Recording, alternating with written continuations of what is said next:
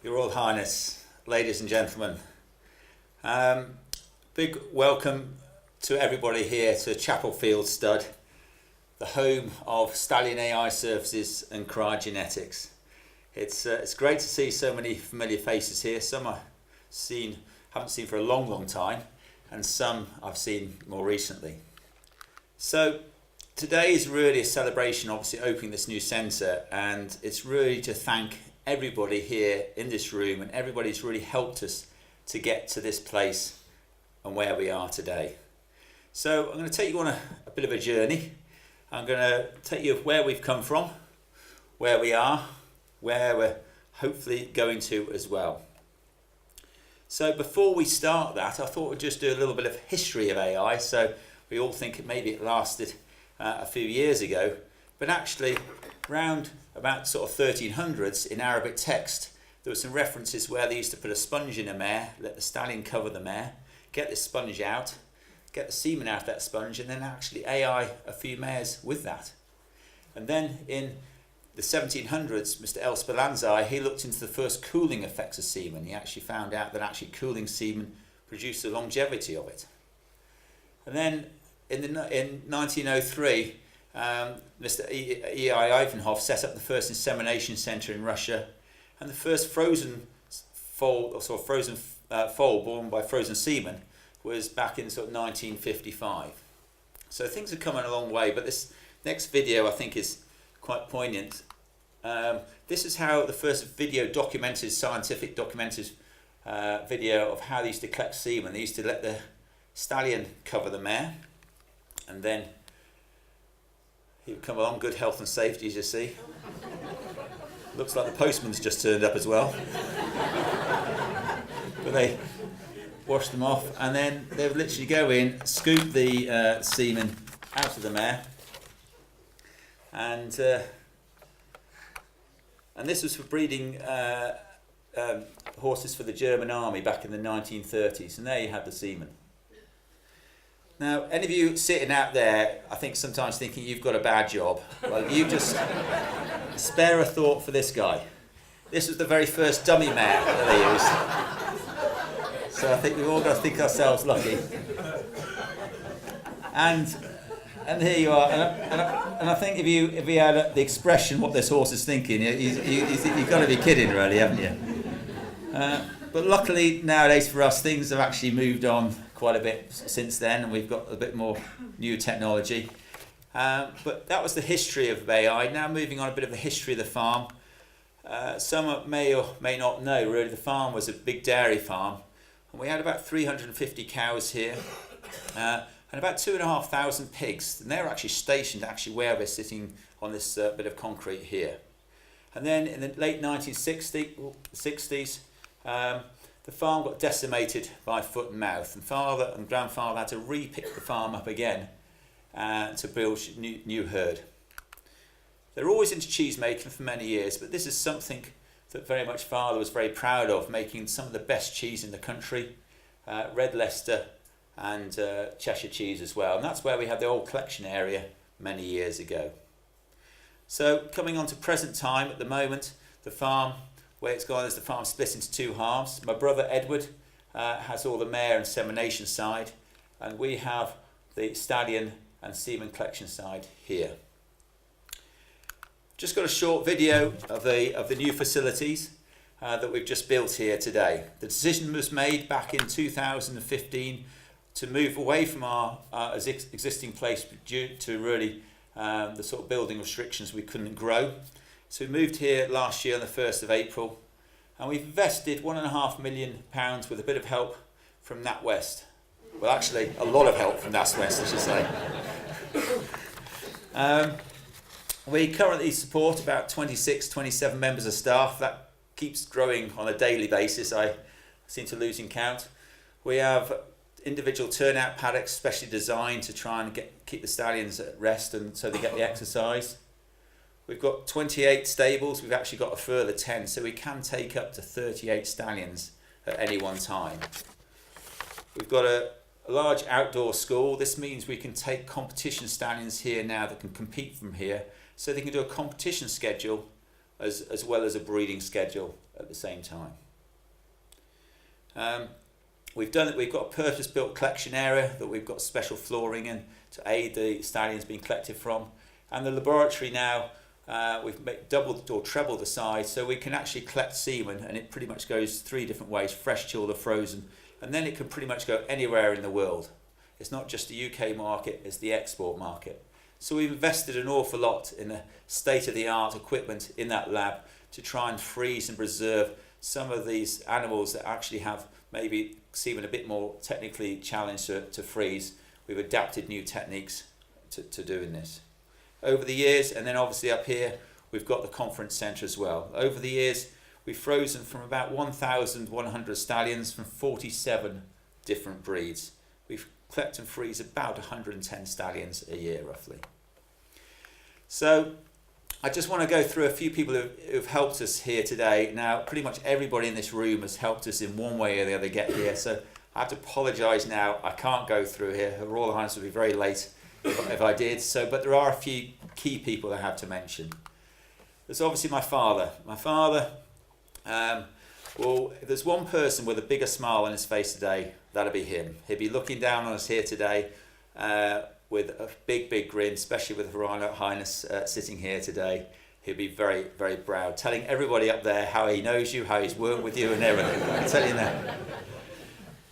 He was president of the Rare Breed Survival Trust from 2014 to 2015, where sadly he passed away. And he was vice chairman of the National Equine Forum for nearly 20 years, and he played a big prominent role in that. So, moving on, our first stallion. Now, this is one of the stallion that started it all, and how it all happened. We did natural covering with him, and he used to cover thoroughbred mares. One time when we were covering a mare, he actually, when he naturally covering, he actually ruptured the mare inside, and the mare died. And we thought there must be an easy way of doing this. So one of the ways we looked into this was I went on a field trip to New Zealand, learned how they did AI there, and then came back and started practicing it over here, how they did actually AI. And it really took off. But there's one person in particular that helped me who's here today, is Dick Taylor. Now, he's our local veterinary centre. He's retired now, but he really took us by the hand and said, yeah, we can do this. We can do this AI. And we started practicing, and we suddenly saw the conception rates getting better and better, and he was a big helping hand. And then in '96, I was in a point-to-point committee meeting, and there's a chap called Richard Owen who's here today, and he said, I've been speaking to Genus, who are a big cattle freezing company, and they said they're looking into the horse side. Would you be interested? So I went and had a meeting with this gentleman, Stuart Revell. I haven't seen him, I don't think, for 15 years maybe, and he really set the standards and said, yes, we can start freezing semen with us and we'll help you. And he really has set the standards and the benchmark that we still use today. The extenders that we use, yes, we've adapted them slightly, but it's because of him that I feel that we've kept our standards up high, so I owe a lot of gratitude. And then another friend who you saw talking for is Matt. He's been here really since '96 for 22 years. So always a good character, always going to laugh. This is when we were trying to collect off some onlookers for Chester Zoo many years ago. So he's been helping us if there's any issues or fertility issues and so on. But coming on to the actual stallions themselves, they're the ones that have also helped us. And the first one that we had here, really the predominant that you may all well know, is Demonstrator. Elizabeth Walkinshaw's here today, and it's great to see her. And he was the first horse I actually got really personally attached to. This horse, he's part human, I always think. He died at the age of 33 here. He was here for about 10 years, and he really started the stepping stone to other horses. Mill Law, owned by Sue Brown, one of the most predominant eventing breeding sires in his time. He presented new challenges for us. We were always used to having maybe 20 or 30 mares for a stallion. He suddenly had well over 100. So we had to adapt our ways in the lab to cope with this. Some days there were 5, 6, 7 mares a day. So we had to raise our game to fulfill his books. But yeah, he was a great stallion. Then there was Emerald J.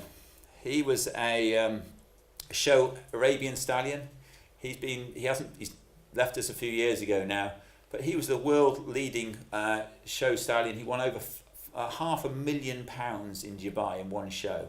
But he set new challenges to us because he was the first one we exporting. We were trying to export sometimes 6 or 7 samples a day all around Europe, and we had to again raise our game, get in the export papers, and actually being able to fulfill his requirements. Arco, who's actually in the stables at the moment, he's been coming to us since the age of 7. He went to the Athens Olympics written by Nick Skelton and won over £1.5 or £1.2 million money in prize money, and still now is the sire of Argento, who's out there and producing some amazing stock. Ramiro B, again, he's out in the yard, and we're going to see a collection of him after this when we get into our groups. He's one of the most prolific eventing sires at the moment, and he's 4th in the world with the Breeding Federation, owned by Nina Barber from Bolesworth Estates. Jaguar Male, another leading eventing sire, Olympic show jumper at the Beijing Olympics. The agents are Elite Stallions who actually market him, and he's 2nd in the world for the breeding. So to have 2 of the top 4 breeding sires here, we feel very honoured and very privileged.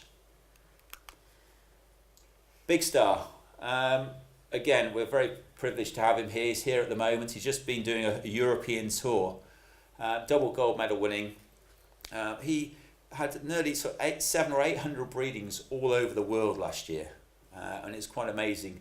Obviously, being the number 1, he's owned by Gary and Beverly Widdowson, and he's just starting his breeding career. So that's just some of the stallions that we've got here. I'm sorry if I haven't mentioned them all, because I know there are some stallion owners in the room, but I'm afraid I can't go through them all. So our current core business here is collecting and freezing semen for worldwide.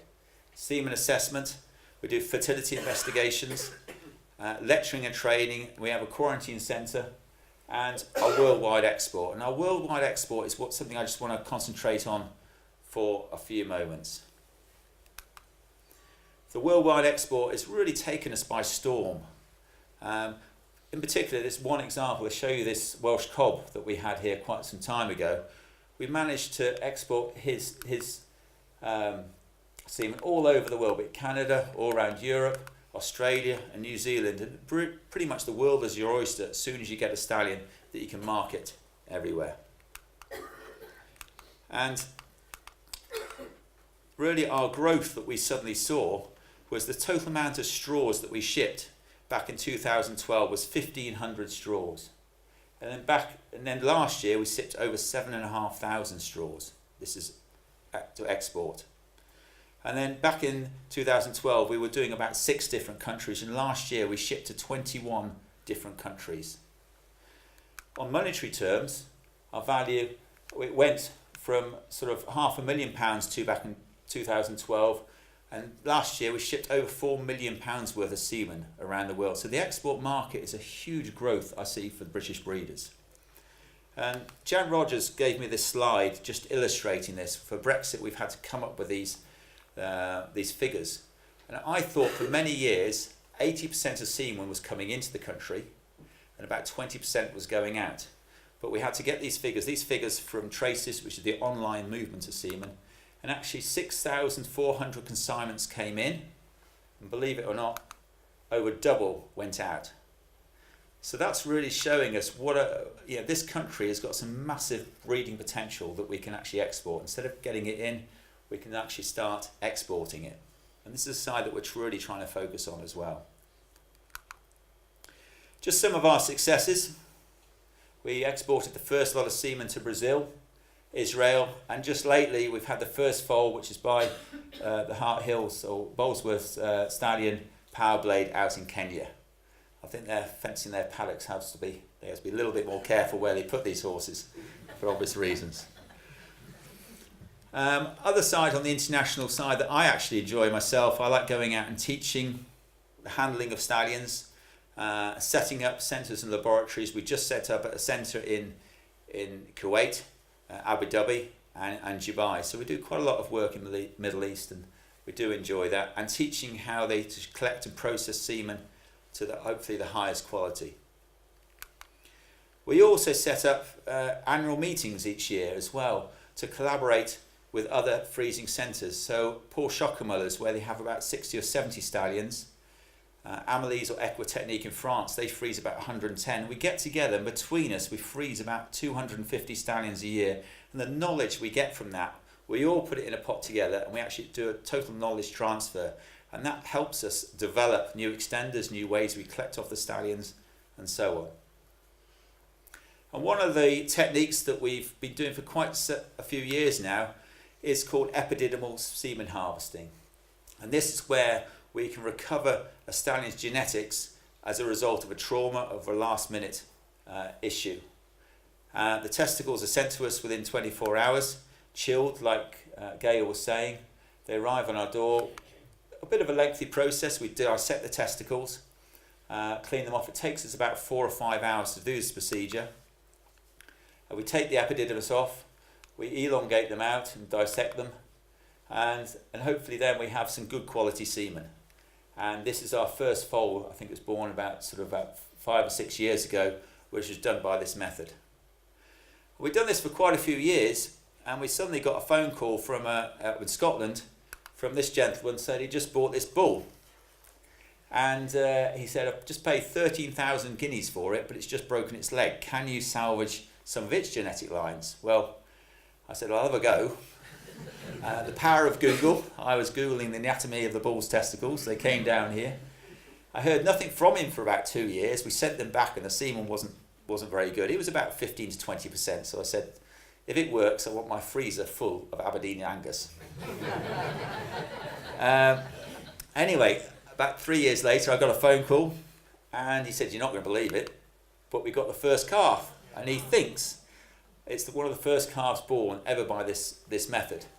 And he said not only that, the papers have got hold of it, and it was on the front page of the Sun. So I don't know whether it should be good publicity or what, but it was obviously there's no Brexit or anything else going on at this stage. So they use every expletive you can think of. They had a great fun with that. So moving on. Just some collaborations who we work with. Obviously we work very closely with my brother next door, Twemlow's Horse Stud.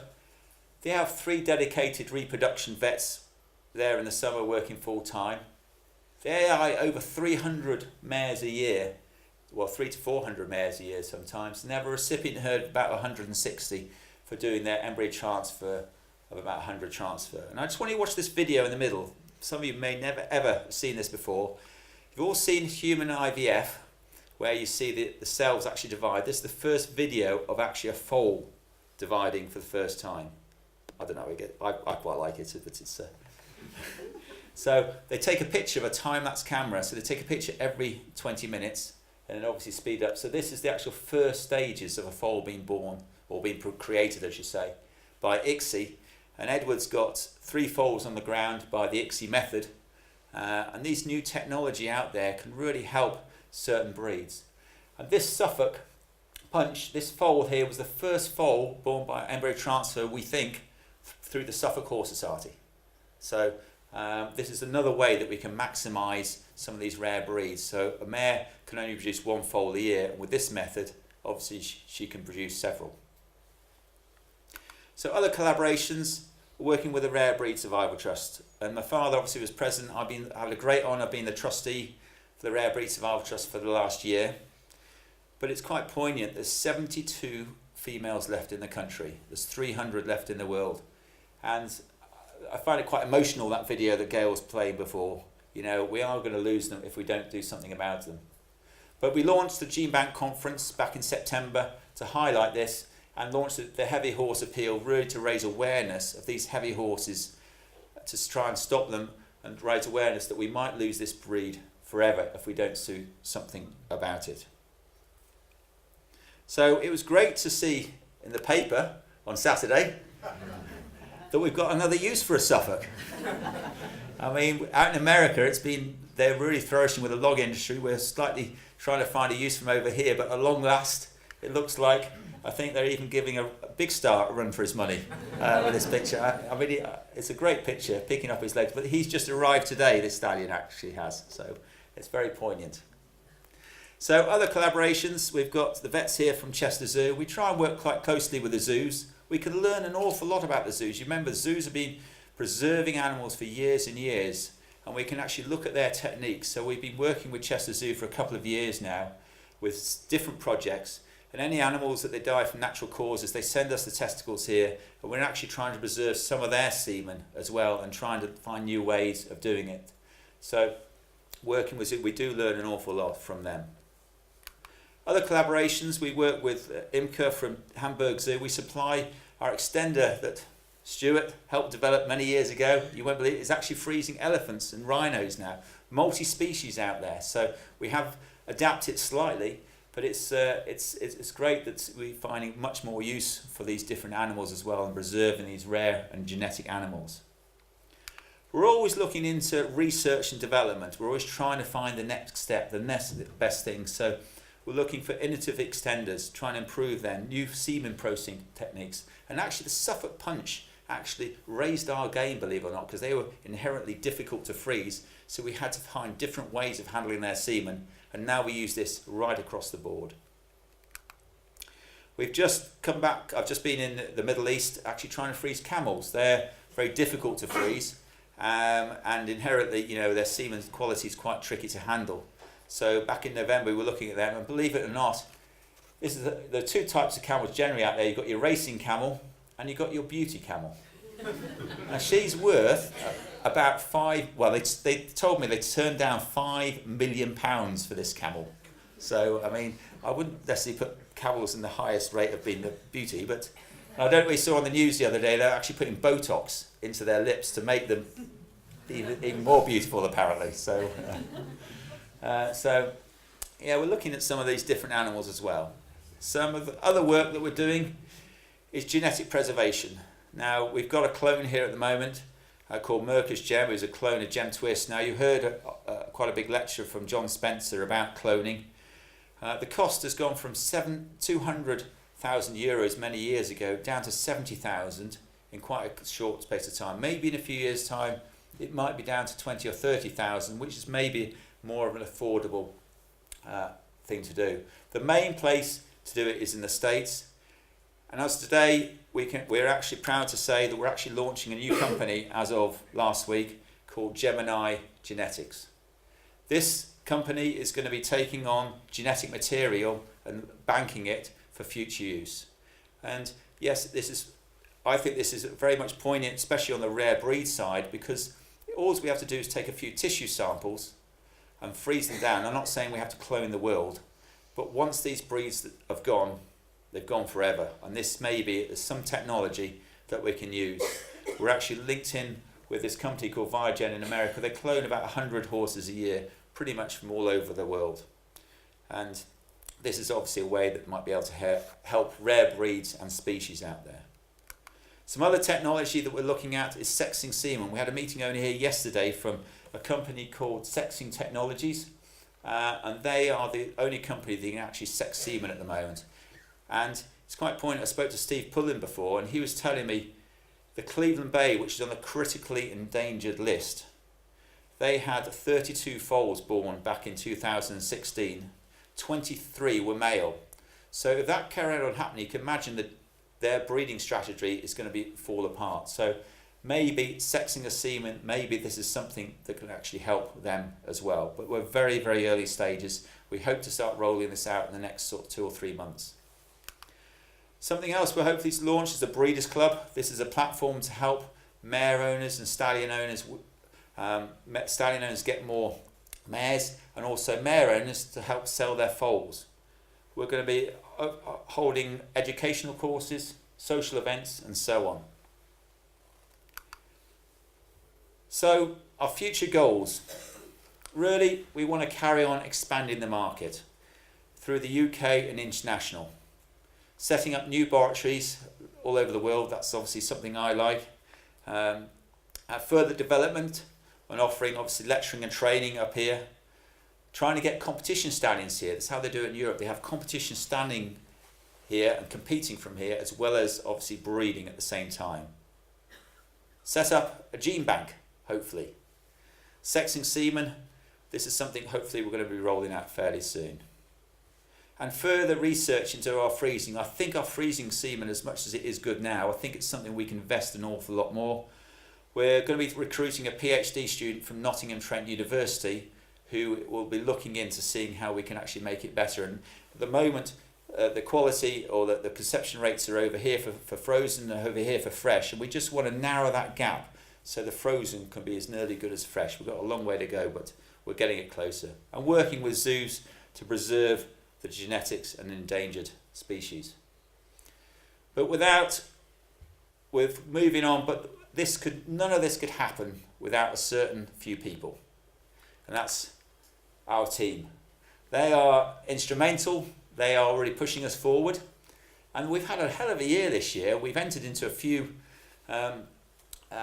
nominations, and we won the Shropshire Star Medium Business of the Year, Agricultural Farming Shropshire Star Award, and then we moved up and won the Chamber Awards for the International Trade and Technology and Enterprise, and it culminated really winning the Small Business of the Year for the whole of the West Midlands, which was a great feat, and it's all down to the team that work here.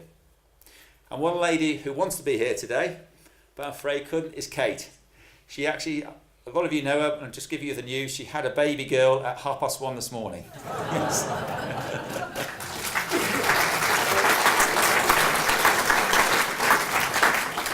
I feel more sad. She's missing out on this because she's really got us here where we are today, and everybody agree who knows her in this room. She pushes and kicks me, and forces us forward and gets me to where we are today. And so it's really a lot of why we're here today is because of her. And also one other person that is my wife. She's been instrumental, making sure, trying to keep me on the straight and narrow and the level-headed, and trying to keep my nerves down when over these last few years of building this project. So we certainly couldn't have done it without her. So really, as I come to the end of this presentation, I think I'm so excited about the future and where we're going and the opportunities that present to us. The technology out there, I think we should try and embrace and use to help preserve these rare and genetic lines. Great Britain is starting to lead the way in equine breeding across all disciplines and various breeds all around the world, and I think we've got to embrace that and use that. This journey started in '96, and although we've come a long way, I feel it's only just begun. Thank you.